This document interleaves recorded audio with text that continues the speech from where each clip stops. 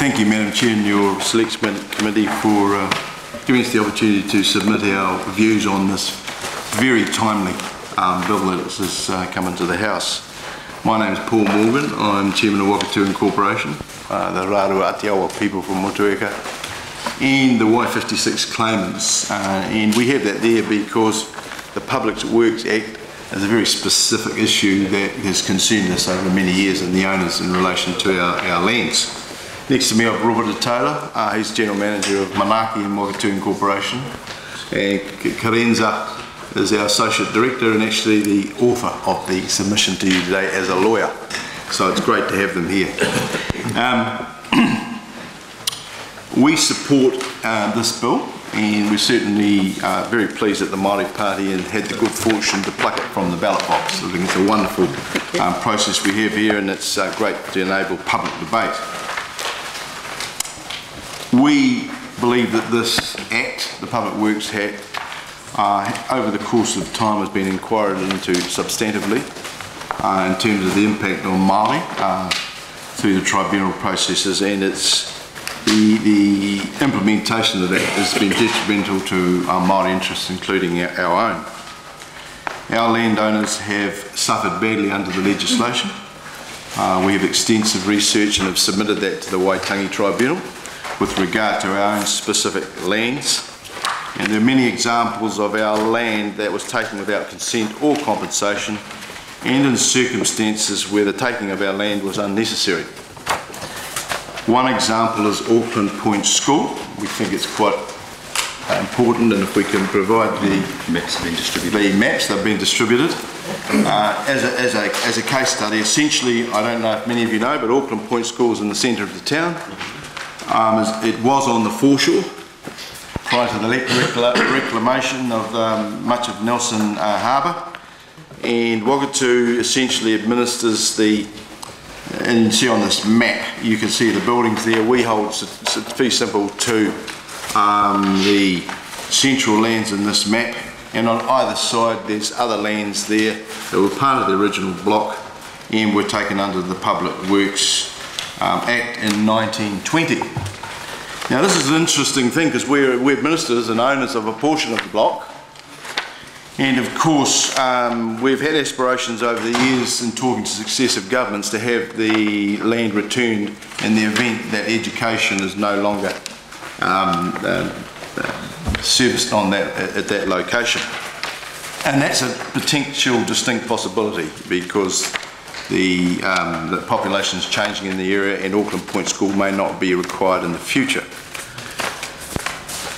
However, in recent weeks, it's interesting because under the treaty process, the Minister of Treaty Settlements has taken those public works those lands and putting them actually into a list and offering them back to treaty settlement partners which don't include the original owners through Y56.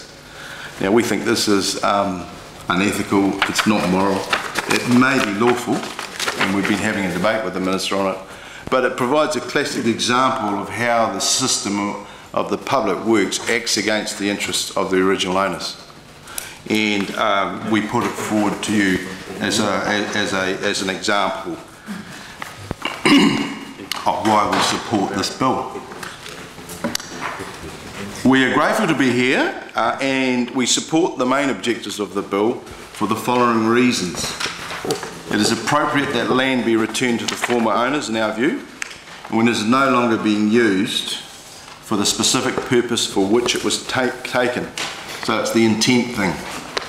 And the intent, I'm sure, was there in the very beginning. We all accept the fact that we do need lands for public purposes, but some of the original intent in the taking of these lands has been badly managed. Perhaps in some cases the intent was to meet vested interests.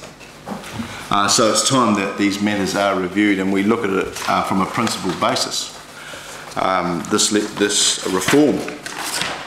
The bill is consistent with the tribunal recommendations for amendments to strengthen the Act, and there's any number of reports where the tribunals consider this matter because it's a problem across the whole of the nation. And therein lies a problem in itself because no one wants to deal with difficult problems. but we would submit that we need to face these matters head on. We agree that where the Crown originally acquired land for no compensation, that land should be offered back at no cost. Okay, well, I can't see the logic of why you would pay for something if you haven't received any recompense. However, a further amendment should be made to make it clear that where land was acquired for inadequate compensation, it must be returned at no cost or at reduced cost, which takes this into account. Essentially, the public have been using an asset belonging to another party, having the benefit of it, and it's been to their, it's been to their advantage. We know that the Māori Party had requested further ideas on how, what would be alternatives or perhaps further refinements to this Act, and we've given that some consideration. We don't believe that any Māori freehold land should be taken in the future for public works. It's actually not necessary. It's not necessary. Māori have lost enough land in this country. We've made our public contribution generally across the nation, and there's other ways to amend the Act to prevent that and actually Māori land be available for public works, but not the title alienated. So we would make that clear as an incorporation that manages land on behalf of its owners. That's a principle that we believe should be discussed. We have an example of what we mean and how that would work, and we distributed a document regarding Montgomery Square. Montgomery Square is a classic example where, as administrators of land, we've had jousts with Crown and local councils over many years. The council at the time decided to take our land. They threatened to take it under the public works, and we said, we're happy to go down that path, and we will debate it with the community. In the event we agreed to agree, the community got access to that land. We put in place appropriate commercial terms where the owners got a appropriate commercial revenue, and the public got use of it for public purposes. We are the owners of the land. We own the airspace over the land. We can utilise that and adjacent land to develop to meet our needs and future needs in the future. In recent years, just the last 12 months, 2 years, we have developed a portion of the land, and we are very proud of our new organisation's residence in Nelson City, right next to this disputed piece of land. So it's not necessary to take land in the future in our view. It's for parties to resolve their issues and work in the best interests of the community. As well as supporting the bill, we recommend the following improvements to the bill that will strengthen its objectives and will ensure no further alienation. Our suggestions include amend the references in the bill to the Crown to include the Crown, local authorities and private providers.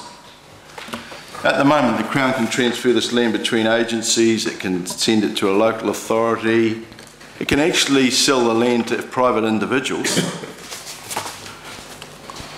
providing the intent that there's still a public good there, right? That's the way the Act works.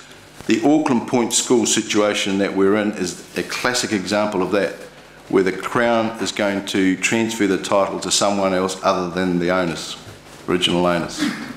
So we do not like the fact that the Crown, who is a recipient of this land, can transfer it to other people, whoever they may be, that actually are not the owners. It's not right. And we submit you give that some consideration. The specific recommendations relating to Salatium payments, which are set out in full in our submission. For example, Salatium payments should take into account the market value of the land and its current use.